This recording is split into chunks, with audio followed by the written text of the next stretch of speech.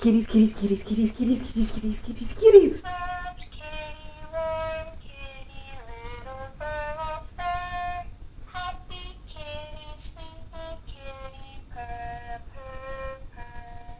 In case you can't tell, this review is about kitties because The internet is made of cats. The internet is made of cats. Cats, cats, cats, cats, cats. The internet is made of cats. namely a specific kitty, and since it's Christmas, I decided to review Grumpy Cat's Worst Christmas Ever, which debuted a little while ago on Lifetime.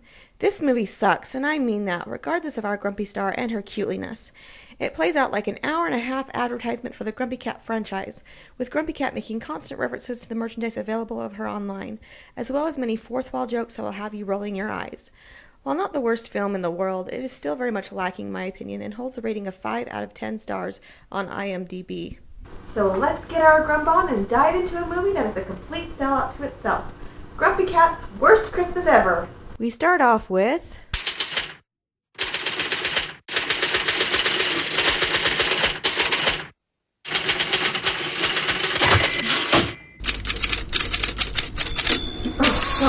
sorry, went all analog there for a moment. And we open in a busy shopping mall set in, I don't know, La La Land or something. Everyone is busy doing their Christmas shopping and... No. That song makes my tail hurt. That's not a talking cat. This is a talking cat. Kitty, kitty. What? Kitty, wake up. No. Please wake up. Why? I want a hippopotamus for Christmas. She's so cute with her little frowny face. You're so cute I could suck your little heart out with a straw. Yes, little one. Yes. Grumpy Cat begins to narrate of all the things you're bound to find in her movie. Or not. I'm going with not. I only mention those things to get your hopes up. Turns out there's a pet shop in the mall we saw at the opening where our star sits after having been rejected several times by all the owners that have claimed her in times past. Who could reject this sweet little surly, irritable, sulky, disgruntled angel? Grumpy goes about introducing all of the pets in the shop, which goes on at length. You would think that these characters played some huge role in the movie, but not really. Just like me in my own life. Suddenly, a big, classy pedigree beast walks into the room, turning several heads with his luscious coat and glistening fur. The mall manager comes in from the main entrance and requests the owner pay up on rent, as it seems he is behind quite considerably, and if he doesn't pay, the shop will be closed. He says he will have his rent paid by the day after tomorrow, and when asked how, we get our first fourth wall joke where the story of Grumpy and her fame is summed up. And the first advertisement happens during this fourth wall joke. 1,000 products, everything from t-shirts to coffee mugs. After that, TV appearances. But psych, that wasn't the owner's plan all along. It was just an homage to Grumpy Cat during an homage to Grumpy Cat. Catception, anyone? I once tried to put a cat within a cat. It was part of one of my demonic science-y experiments in an attempt to create a cataclysm that would end time and space as we know it. It did not end well. Time and space has never been the same. It turns out that the sexy pooch is actually the owner's plan to make his rent.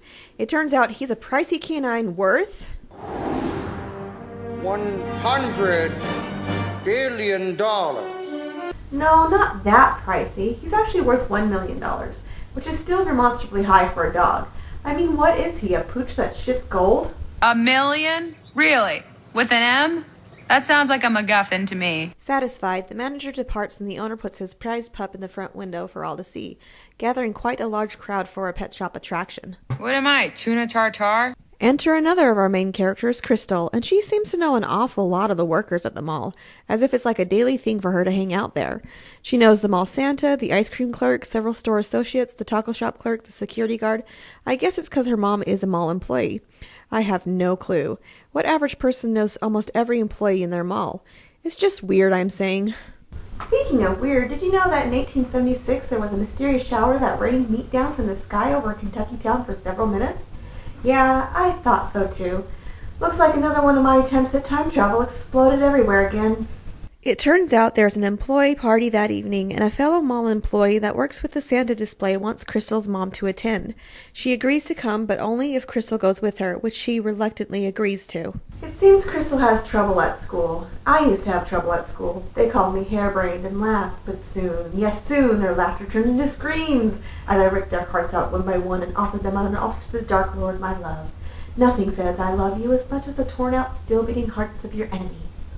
Note, in our movie, we have scenes filled constantly with Grumpy Cat appearing and narrating, or various other fourth wall puns. It can get a little irritating, like the movie is constantly reminding you, it's Grumpy Cat, and yes, it is a movie! Sometimes I wonder if life is actually a movie, but I still haven't figured out how to hit the rewind button just yet. But how to send someone back in time without turning them into mincemeat? We're introduced to the mall's security guard, George. I will name him George, and I will hug him and pet him and squeeze him. George thinks he's suave, but he's really kind of a creep, exaggerating the feats he claims to have done while on duty, and generally lying through his teeth. Crystal says hi while passing on her way to the pet shop and runs into some girls from her class. She tries to make friends with them, but they are total douches to her and leave her behind with her feelings crushed. Aw, that's sad. Don't worry, you don't need friends. The friends in your head is all you really need.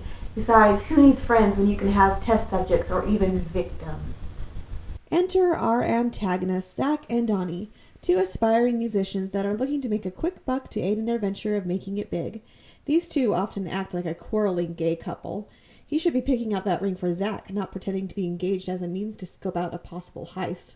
As they're walking away from the store, bummed that the bounty would not suffice for their needs, they catch sight of the owner from Grumpy's pet shop and the $1 million canine being filmed by the local news. Overhearing the dog's worth, they set their mark and decide that he will be their target. Meanwhile, Crystal wanders further through the mall and stops by the wishing well. She is approached by a mall Santa and given a magic wishing coin that she is told will grant her Christmas wish. So she makes her wish and tosses the coin in the well. Oh, if wishes were fishes. I'd get a rod and fish the living goddamn hell out of those fuckers. Crystal's one wish was that she could have a friend, and when she reaches the pet shop... Hey, Grumpy. Hey, hey, I like those boots, girl. Yeah, you looking good. Yep, it turns out that the magic Christmas coin made Crystal able to hear Grumpy so she could become the very friend she wished for.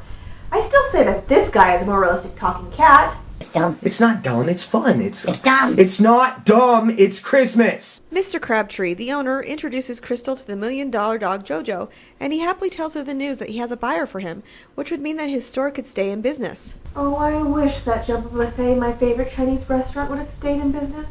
Just remembering those little stir-fried baby octopuses makes me salivate. Seafood murder. Crystal finally catches on that she can actually hear Grumpy, and it seems she's as freaked as the girl that the human can hear her. Say that again? Okay, I don't know what's happening here, but I don't like it. Crystal makes the connection that she can hear Grumpy most likely due to her wish, but is interrupted by those ditzy schoolgirls that slammed her a few scenes back. She leaves to find the Santa that gave her the coin, but oddly can't find him, and it seems no one knows him. Crystal had been mesmerized by a magic, talking, distractingly beautiful cat. That evening, Crystal attends the employee party that she and her mom were invited to earlier. However, she gets bored and becomes compelled to go back to the mall immediately to see Grumpy again, even if it is closed. I once wandered into a deserted grocery store. There was blood and guts and fire and horrible, horrible creatures. That or I just went off my meds. You never know, though. She rides back to the mall, not even telling her mother she is leaving, and enters through the back door using the keys she swiped from Mr. Crabtree. Returning to the pet store, she confronts the grumpy Grumpster. I had fun once. It was so full of awe that it was awful. Our antagonists enter the mall and head to the security office where they tie up George and ruin the security feed. Then they head off to make their heist. They enter the store with Crystal inside and she hides in the back, laying witness to the whole ordeal. Witnesses always screw everything up. Mama always said, leave no witnesses. It turns out our incompetent gay lover thieves left their keys behind when they took the overpriced pooch. And we get another fourth wall thingy, which turns out to be another psych out. But that would mean a pretty short movie and a lot less advertising revenues. Donnie and Zach go out to the car with Jojo only to discover that they misplaced their keys. And since neither one of them know how to hotwire a car, they take the dog and go back inside to look for the missing component that will allow the heist to happen. Crystal grabs Grumpy as well as the bad guy's keys and heads out of the shop, trying to think of a way she can stop the two thieves from succeeding in their plot. It's always fun to plot. Plotting, plotting, plotting, as your enemy's blood is clotting. Rain darkness down from the sky as the people around you cry. Let it all wither and die. Pray it does not all go awry. Story of my life, really. Donnie and Zach enter the pet store searching for their keys, but since Crystal has them, they can't find them. Meanwhile, Crystal stumbles upon the Santa display, and it seems it has motion sensors, as it activates as she walks into it, blaring loud music for the thieves to hear. And hear it they do. The sound alerts them that they are not alone, and they go out in search of the mysterious stranger who stole their keys. Crystal hides behind a car on display, but soon gives chase as she takes off through the mall, down a back hall and into the sporting goods store. Is it just me, or does that mall hallway remind you of that scene from Terminator 2? Awesome movie, that.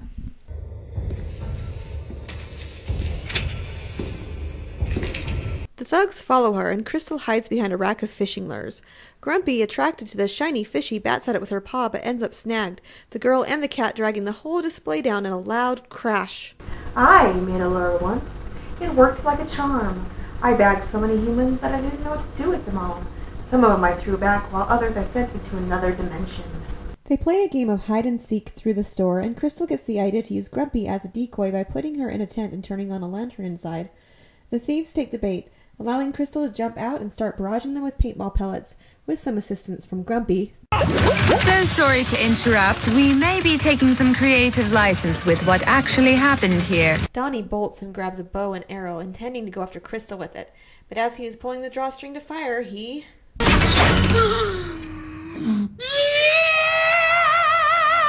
Zach pulls out the arrow, and they begin another chase through the mall, which leads to Crystal stopping by the well and throwing their keys in. Ooh, maybe Zach and Donnie should call out to God to locate their keys. Ah, God. Number of murders stopped by him, minuscule. Number of diseases cured by him, minute. Number of touchdowns he assisted in, millions. Number of car keys found by him, in the fucking billions. The mall manager returns to retrieve a briefcase he left and enters the building only to be confronted by our two incompetent villains, who mistake him for their assailant. They harass and assault him, demanding that he give them their keys, only to find out that he doesn't have them. Crystal enters the security office to find George restrained, and she immediately unties him. She suggests that they call the police, but the phone lines have been severed, and George claims he doesn't have a cell phone. Together they head off with JoJo and Grumpy in tow. They have a moment together, but... We can call the police now, right? We're not calling the police, Crystal. Yep, it turns out that George, the security officer, was in on it the whole time. He demands she gives him the keys, but she kicks him in the shin and takes off. Donnie and Zach are also looking for her and JoJo, and George calls them on his phone. They talk for a moment, and...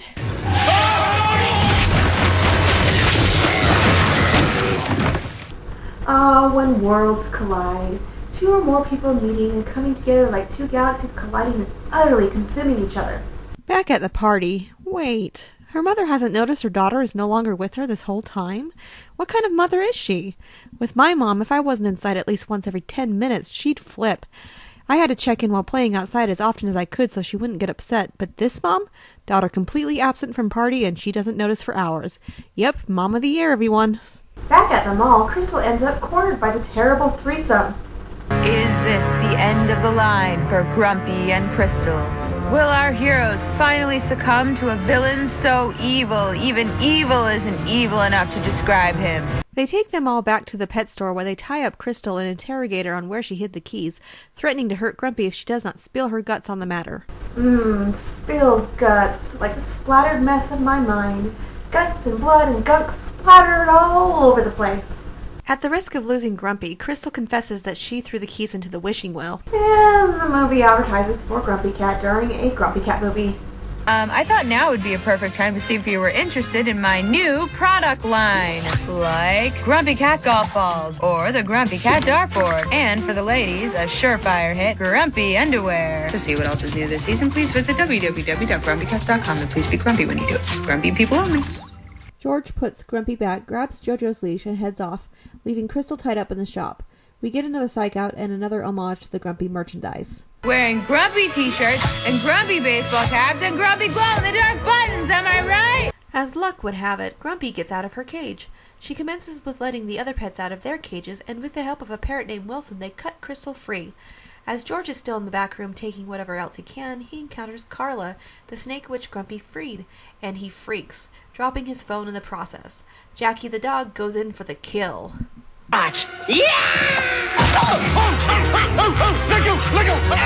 Dogs just love chasing balls.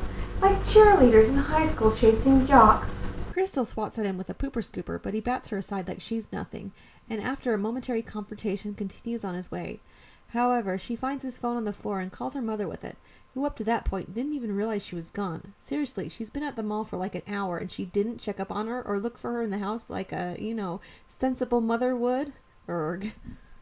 She tells her mom what is going on at the mall, and the mother is shocked she's there in the first place, which I might add, if she was a decent mother, she would have realized she was gone in like the first 15 to 20 minutes after she could find her. Movie mothers. Kevin!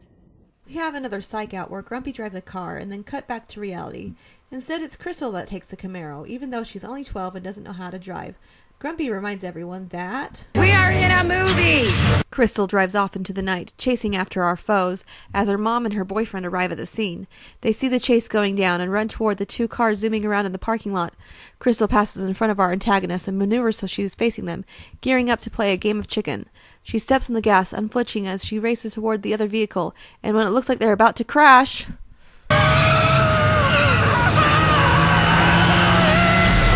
And that's how Equestria was made. Crystal slams on the brakes and Grumpy goes flying. When she retrieves her, it appears she can no longer understand her, but psych, she can still talk. Haha, I can talk. No, this cat can talk. Please. No, Sylvester, it's a hot dog. You don't even like hot dogs. What the hell, man? Come on. Please. No, Sylvester. Just go eat your dry food. Jeez. Crystal is reunited with her mother and confesses to her that she can hear Grumpy Cat. They recommend therapy, but Crystal implores them not to stress about it. Mr. Crabtree arrives with JoJo in tow, and despite her being underage, he hires her as an employee. Sorry, kids of the early 20th century. It looks like your efforts to put a stop to child labor have failed. The next day is Christmas. Crystal rushes down to peer through her gifts and is disappointed not to see Grumpy under the tree, but shock! Her mother reveals the little sullen beastie, much to her daughter's surprise. So it looks like Grumpy has an owner, at last! The mother freaks out a little when Crystal reacts to a remark made by Grumpy, saying, This is gonna take some getting used to.